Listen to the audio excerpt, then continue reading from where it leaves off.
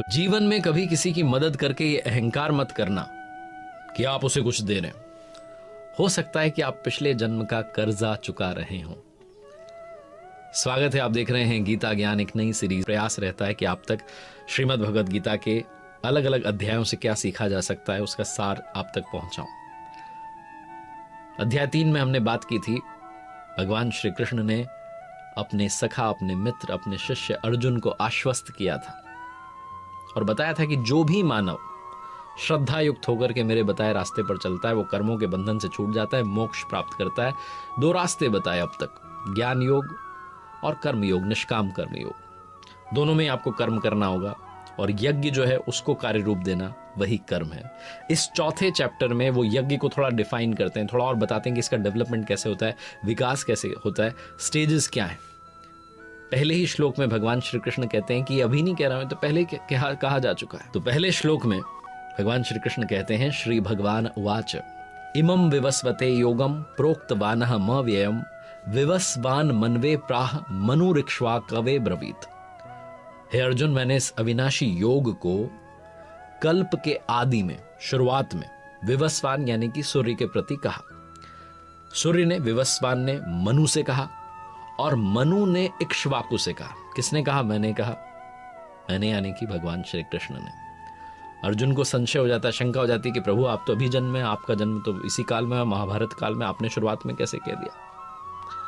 यथार्थ गीता में परमहंस स्वामी श्री अड़गड़ानंद जी महाराज जी ने जो व्याख्या की है श्रीमद् भगवद गीता की, यथार्थ व्याख्या की है, उसमें वो बताते हैं कि योग जो है वो अविनाशी है। भगवान श्री कृष्ण कहते हैं कि इसमें अगर बीज जो है वो आ जाए, अगर आरंभ कर दिया जाए तो नाश नहीं होता। इसका आरंभ कर देंगे तो मोक्ष तक आपको पहुंचाएगा।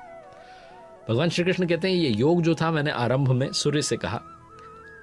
विवस्वान, जो प्राणी विवश हो जाते हैं, उनकी सुरा में संचारित हो गए, यानी कि उनके श्वास में परमात्मा का नाम आ गया, इसलिए सूर्य से कहा।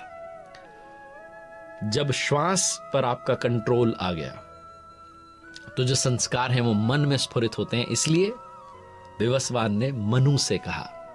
और जब मन में ऐसे संस्कार आ जाते हैं तो फिर उस परमात्मा को पाने की इच्छा जागृत होती है, एक मन में इच्छा आती है, इसीलिए फिर मनु ने इक्ष्वाकु से कहा। ये इस श्लोक का यथार्थ सार है। लालसा होती है, मन में एक इच्छा होती है कि वो कर्म करें जो अविनाशी है, जो हमें इस जन्म मृत्यु के बंधन से पीछा छुड़ा देगा और हमें वहां तक ले जाएगा जिसका नाम मोक्ष है, परम धाम है। इसीलिए फिर वो इक्ष्वाकु से कहा। अब अर्जुन का वो प्रश्न आता है कि प्रभु आप तो अभी जन्म है, आपका मेरा जन्म तो अभी हुआ है, आपने शुरुआत में कैसे कह दिया। अर्जुन उवाच अपरम भवतो जन्म परम जन्म विवस्वतः कथमेत द्विजानियाम त्वमादौ प्रोक्त वानीति। कहते हैं भगवान आपका जन्म तो अपरम अब हुआ है और मेरे अंदर जो सुरा का संचार है, श्वास है, तो बहुत पुरानी।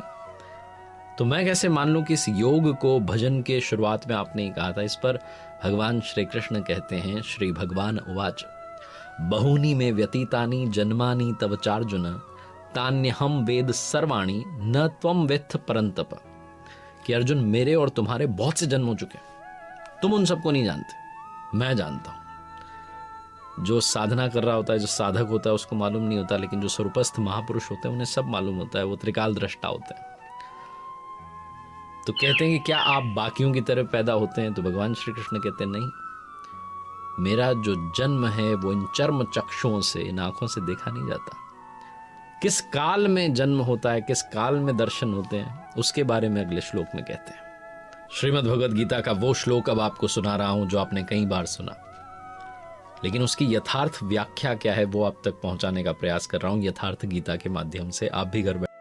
श्री भगवान उवाच यदा यदा हि धर्मस्य ग्लानिर्भवति भारत अभ्युत्थानम धर्मस्य तदात्मानं सृजाम्यहम्। हे अर्जुन, जब जब परम धर्म परमात्मा के लिए हृदय ग्लानि से भर जाता है, जब अधर्म की वृद्धि होती है, पार पाते नहीं दिखता, तब मैं आत्मा को रचने लगता हूं। ऐसी ही ग्लानि जो थी मनु को हुई, हृदय बहुत दुख लाग जन्म गयो हरि भक्ति बिनु, रामचरितमानस में लिखा। जब आपका हृदय अनुराग से भर जाए, जब आपके हृदय में इतना अनुराग उमड़ आए प्रभु के लिए, तब वो अपने स्वरूप को रचने लगते हैं। और अगले श्लोक में कहते हैं, श्री भगवान उवाच परित्राणाय साधूनाम विनाशाय च दुष्कृताम धर्म संस्थापनार्थाय संभवामि युगे युगे। कहते हैं अर्जुन, साधु नाम परित्राणाय, परम साध्य जो साधने वाले हैं, वो सिर्फ जो साधने के लिए हमारे पास हैं वो सिर्फ परमात्मा है, जिन्हें साध लेने के बाद में कुछ भी साधना शेष नहीं रह जाता। और उस साध्य में जो प्रवेश दिलाने वाले हैं, विवेक, वैराग्य, ये जो दैवी संपदा, इनको निर्विघ्न प्रवाहित करने के लिए, बहती रहे इसके लिए। और दुष्कृताम, जिनसे ये विकार आए हैं, काम, क्रोध, राग, मोह, लोभ, इनको नष्ट करने के लिए और धर्म को अच्छे प्रकार से स्थिर करने के लिए मैं युग युग में प्रकट होता हूं। लोग ये मानते हैं कि सतयुग, त्रेता, द्वापर, कलयुग, लेकिन ये जो युग धर्म हैं ये हमेशा रहते हैं। रामचरितमानस में लिखा है, नित्य जुग धर्म होई सब केरे, हृदय राम माया के प्रेरे। युग धर्म जो है हम सभी के हृदय में नित्य होते रहते हैं। अविद्या से नहीं होते हैं बल्कि विद्या से होते हैं, राम माया की प्रेरणा से होते हैं, हृदय में होते हैं। इसी श्लोक में उसी के बारे में बात की गई। जो आत्माया कहा गया वो राम माया है। तो ये जो युग हैं, सतयुग, त्रेता, द्वापर, कलयुग, ये आपके हृदय में है। आपको उस कलयुग से निकल करके जो 4 स्टेजेस हैं, इसमें सतयुग तक की दूरी तय करनी है। और इसीलिए उन्होंने कहा कि मैं युग युग में प्रकट होता हूं। अगर भगवान साथ ना दें, अगर वो प्रभु आपकी उस श्वास में ना उतरे, आपका साथ ना दें, तो आप मेडिटेशन कर ही नहीं सकते। आप लाख आंखें बंद करके बैठ जाइए, घंटों तक बैठे रहिए, पूरे पूरे दिन बैठे रहिए, रात बैठे रहिए, लेकिन मन जो है वो दौड़ता रहेगा, वो स्थिर होगा ही नहीं। वो तभी स्थिर होगा जब वो अपने स्वरूप को रचने लगेंगे। और जब बात युगों की चली है तो अगले ही श्लोक में भगवान श्री कृष्ण स्वयं बता देते हैं। लोगों को ऐसा लगता है कि कहीं अवतार होगा, बाहर होगा तो हम देख लेंगे, दर्शन कर लेंगे, सब लोग चल करके पूजा पाठ कर लेंगे, आरती कर लेंगे। भगवान श्री कृष्ण अगले ही श्लोक में श्रीमद् भगवद गीता के 4 अध्याय में कहते हैं, श्री भगवान उवाच जन्म कर्म च मे दिव्यमेवं यो वेत्ति तत्वतः त्यक्त्वा देहम पुनर्जन्म नैति मामेति सो अर्जुन। कहते हैं अर्जुन, मेरा जो जन्म है, जो ग्लानि, जब एक साधक के मन में इतनी ग्लानि होती है कि मुझे प्रभु के दर्शन करने, जब वो अपने स्वरूप को रचने लगते हैं, दर्शन देने लगते हैं, तो कहते हैं कि ये जो मेरा जन्म है और जो मेरा कर्म है, यानी कि दुष्कृतियों का मिटाना, जो विकार है उनको हटाना, और जो देवी संपद है, जो पुण्य है उनको जागृत करना, धर्म को स्थिर करना, ये जो मेरा जन्म है और कर्म है, ये दिव्य है, अलौकिक है, इन चर्म चक्षुओं से देखा नहीं जा सकता है। मन और बुद्धि से उसे कैलकुलेट नहीं किया जा सकता है। जब इतना रहस्यमयी है तो देखता कौन है? तो आगे कहते हैं, यो वेत्ति तत्वतः, तत्वदर्शी, जो उस रास्ते को पार करके आखिरी छोर तक पहुंच गया, वही मेरे इस जन्म और कर्म को देखता है। और मेरा साक्षात करके, मेरा दर्शन करके वो पुनर्जन्म को प्राप्त नहीं होता बल्कि मुझे प्राप्त होता है, यानी कि मोक्ष को प्राप्त होता है। ये इस श्लोक का सार है। जिन लोगों को ऐसा लगता है कि बाहर दर्शन होंगे, उन लोगों के लिए श्लोक है। और इसमें स्पष्ट कहा गया, अगर आप साधारण संस्कृत का हिंदी अनुवाद भी पढ़ लें, समझ लें, तब भी सारी बात समझ में आ जाती है। तो क्या सीधा आप तक पहुंचा जा सकता है? तो उसके बारे में कहते हैं कि नहीं, 4 स्टेजेस हैं, 4 जो हैं अवस्थाएं हैं। अगले श्लोक में कहते हैं, श्री भगवान उवाच चातुर्वर्ण्यम मया सृष्टम गुण कर्म विभागशः तस्य कर्तारम्पि माम विद्धे कर्तारम व्ययम। कहते हैं अर्जुन, चातुर्वर्ण्यम मया सृष्टम, 4 वर्णों की रचना जो है मैंने की है। तो क्या हम मनुष्यों को 4 भागों में बांट दिया है? भगवान श्री कृष्ण कहते हैं नहीं, गुण कर्म विभागशः, गुण जो हैं, जो आपके अंदर गुण हैं, उनके माध्यम से कर्म जो है, जो आराधना हो रही है, जो ध्यान हो रहा है, जो मेडिटेशन हो रहा है, जो तपस्या हो रही है, उसको 4 भागों में बांटा है। क्योंकि उसमें अवस्था का भेद है, वो डिफरेंशिएट होती है, एक के बाद एक स्टेज आती है, तब जाकर के फिर वो आखिरी स्टेज आती है, इसे मोक्ष कहते हैं। आप 2 घंटे के लिए ध्यान में बैठ जाएंगे, लेकिन जिस मन को वहाँ लगना चाहिए, जो मेडिटेशन में होना चाहिए, वो मन तो इधर उधर भागता रहता है, बिजनेस के बारे में, नौकरी के बारे में, फैमिली के बारे में, पता नहीं किस किस बारे में सोच रहा होता है, उलूल जुलूल बातें जो है, तर्क उतर्क जो है बुन रहा होता है। तो आप क्यों अपना टाइम वेस्ट कर रहे हैं? अगर आप इस स्टेज में हैं तो आप चौथी स्टेज में हैं, सबसे नीचे वाली स्टेज में हैं। आगे कहा है भगवान श्री कृष्ण ने श्रीमद् भगवद गीता में ही, परिचर्यात्मकम कर्म क्षुद्रस्यापि स्वभावजम, कि जो महापुरुष अव्यक्त की स्थिति वाले होते हैं, जो तत्व स्थित महापुरुष हैं, अपने से उन्नत जो साधक हैं, जो पुण्यात्माएं हैं, साधु हैं, महात्मा हैं, उनकी सेवा करो। परिचर्यात्मक कर्म क्षुद्रस्यापि स्वभावजम, जो चौथा वर्ण है, जो सबसे नीचे की स्टेज है, उसके बारे में ऐसी बात कही है। आगे 18वें अध्याय में उन्होंने इसको समझा है। लेकिन जो 4 वर्णों की रचना की है, इसको थोड़ा और आगे डिफाइन करेंगे जब बात आएगी यज्ञ की। उसमें आपको बहुत अच्छे से समझ में आएगा कि ये 4 वर्ण जो हैं ये क्या है। आगे के श्लोकों में भगवान श्री कृष्ण जो हैं यज्ञ के बारे में और विस्तार में बात करते हैं। वो देवम यज्ञ की कहते हैं, देवी संपद को बलवती बनाओ। वो द्रव्य यज्ञ के बारे में बात करते हैं कि जो भी मुझे अपनी श्रद्धा अनुसार अर्पित करते हैं, पत्र फल पुष्प सब मैं स्वीकार करता हूँ। वो तपो यज्ञ की बात करते हैं, जब आप मेडिटेशन में आते हैं, अलग अलग स्टेजेस की तरफ बढ़ते हैं। अगर आप सबसे नीचे वाली स्टेज में हैं, फिर ऊपर वाली स्टेज में जाना चाह रहे हैं, तो अपने आप को तपा रहे हैं, इंद्रियों को संयमित कर रहे हैं। और उसके बाद में वो श्लोक आता है जो ध्यान का असली स्वरूप आपको समझाता है। श्री भगवान उवाच, अपाने जुह्वाति प्राणम प्राणे अपानम तथा परे प्राणापान गति रुद्धत्वा प्राणायाम परायण।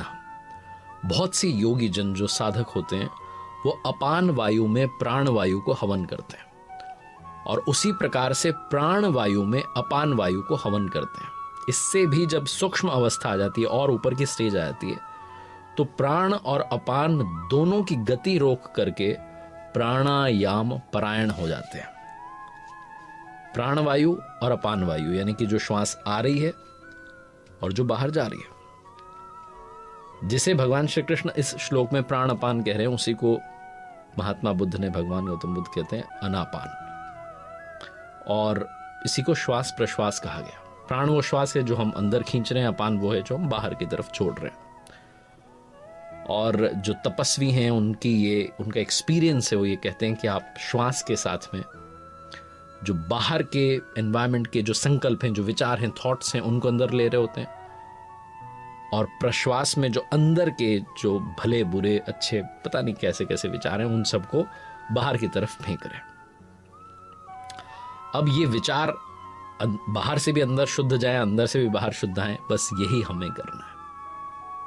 और आखिरी में जब रोक दिया गया प्राण और अपान की गति को, तो ना अंदर से कोई थॉट आ रहा है, ना बाहर से कोई थॉट अंदर जा रहा है, तब जाकर के प्राणायाम की स्थिति आती है। हर महापुरुष ने इसके बारे में बात की है। जो हमारे स्वामी जी, जिनकी यथार्थ गीता की मैंने बात की, जो उनके गुरु महाराज थे परमहंस स्वामी जी, वो कहते थे कि 4 जो अवस्थाएं हैं वो एक ही नाम को जपने की 4 श्रेणियां हैं। उसमें सबसे पहली है बैखरी, यानी कि जब आप नाम जपने लगते हैं तो बिखर रहा होता है, इसलिए वो बैखरी है।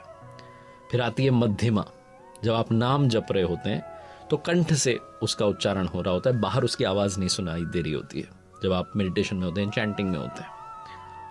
फिर आती है पश्यंती। पश्यंती में आप उस नाम को आते जाते देख रहे होते हैं, श्वास पर आपका सारा फोकस होता है, श्वास कब आ रही है, कितनी देर रुक रही है, कितनी देर बाहर जा रही है। और फिर जो आखिरी स्टेज आती है, जो 4th स्टेज है, वो है परा, यानी कि जपे न जपावे अपने से आवे। आप इतने ज्यादा एक्सपर्ट हो चुके हैं कि जो नाम है वो आपकी श्वास में ढल चुका है। आप चाहे जो काम कर रहे हैं वो आपकी श्वास में ढल चुका है। वो नाम जो है वो लगातार उच्चारित हो रहा है, आपको जपने की जरूरत नहीं पड़ रही है। जपे न जपावे अपने से आवे, ये वो जो 4th स्टेज है वो परा है। इसी को यहां कहा गया चातुर्वर्ण्य मया सृष्टम गुण कर्म विभागशः। गुणों के हिसाब से इस कर्म को बांटा गया। जिस तरीके का गुण होता है उस तरीके का व्यक्ति होता है, और आप अपने अंदर इन गुणों को बदल सकते हैं, इन गुणों के अंदर बदलाव ला सकते हैं, गुणों को चेंज कर सकते हैं और ऊपर की स्टेज की तरफ बढ़ते जा सकते हैं। इसीलिए भगवान श्री कृष्ण ने कहा था, श्रीमद् भगवद गीता में ही कहा कि अर्जुन ब्राह्मण बन। तो क्या उन्हें कहा जा रहा है कि आप क्षत्रिय धर्म छोड़ करके ब्राह्मण बन जाइए?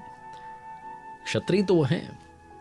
अर्जुन को कहा गया कि आपका जो क्षत्रिय धर्म है वो सिखाता है कि आप मेडिटेशन के लिए, आप ध्यान के लिए तैयार हो जाइए। आपके अंदर वो क्षमता आ चुकी है, आप इन विकारों से लड़ सकते हैं, इन्हें काट सकते हैं, हटा सकते हैं। काम, क्रोध, मोह, लोभ सबको हटा सकते हैं।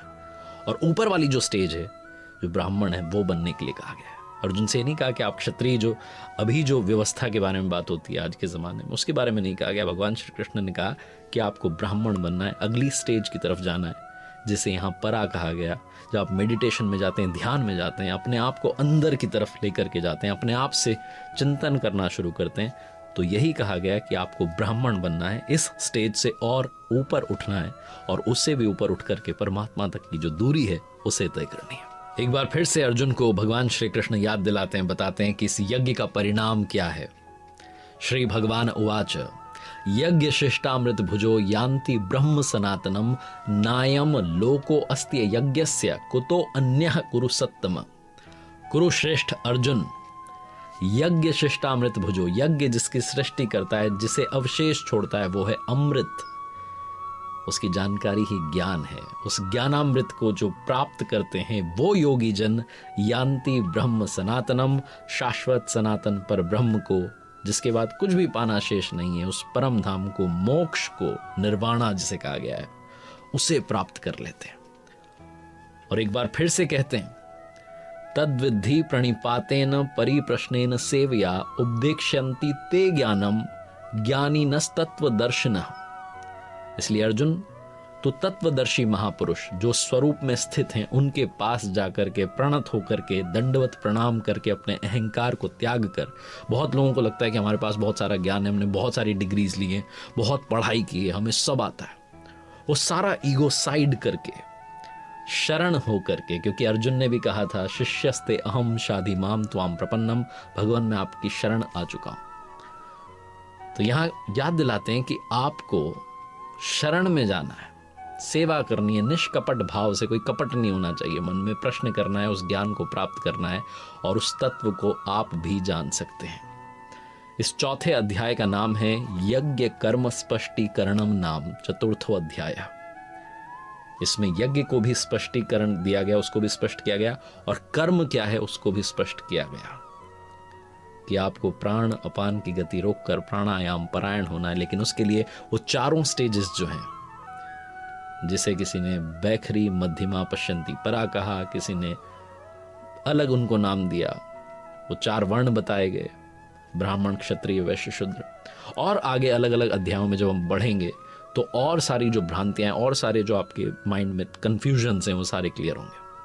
ये सारी बातें मैं आप तक पहुंचा पा रहा हूं क्योंकि मैं प्रतिदिन पढ़ता हूं यथार्थ गीता। और एक बार फिर से आपसे प्रभु की कृपा बनी रहे।